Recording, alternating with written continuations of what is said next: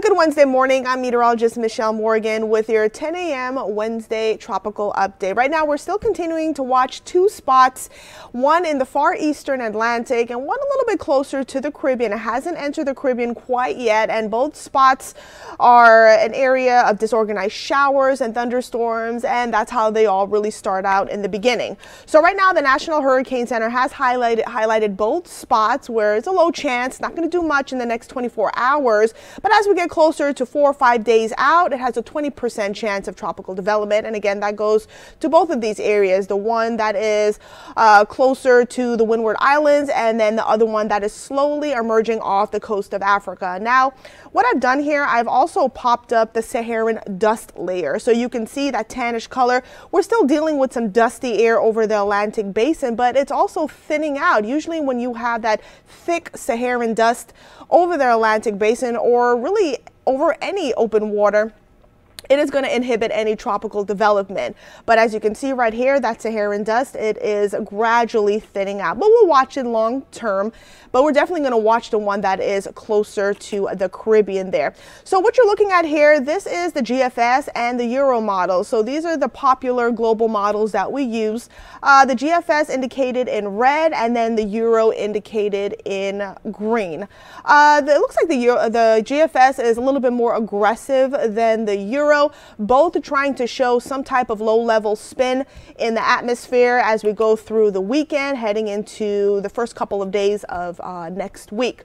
Again, this is long-term, not a direct threat to the Gulf Coast, but I mean, we'll continue to watch it. And as we look at the Caribbean, really nothing popping up yet and nothing really entering the Gulf. If that area that we're watching that's closer to the Caribbean enters the Gulf, again, if that happens, we're looking at next week, midweek. So we have a long time to watch it. So things looking very quiet in the Gulf, at least for the next several days or so.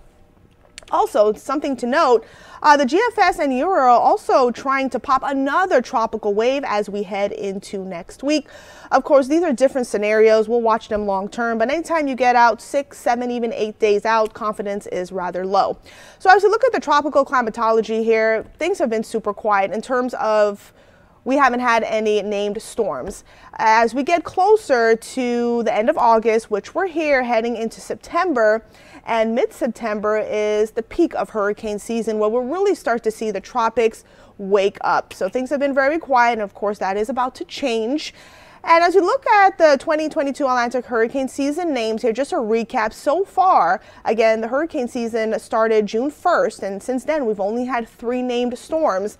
Our last named storm was Colin, and that actually formed back in the beginning of July. So it's about to be 2 months where we haven't had a named storm. So things have been relatively quiet.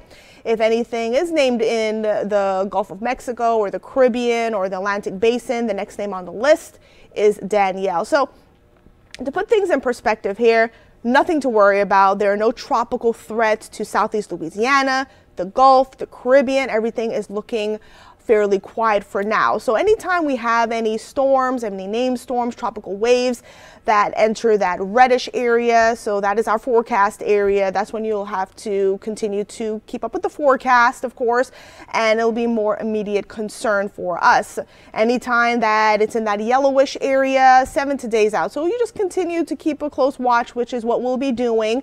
And then in the green, we have almost 2 weeks to keep a close watch on any tropical waves emerging off the coast of Africa. So that does it for me. Thank you so much for joining. And of course, we'll keep you updated with the latest information.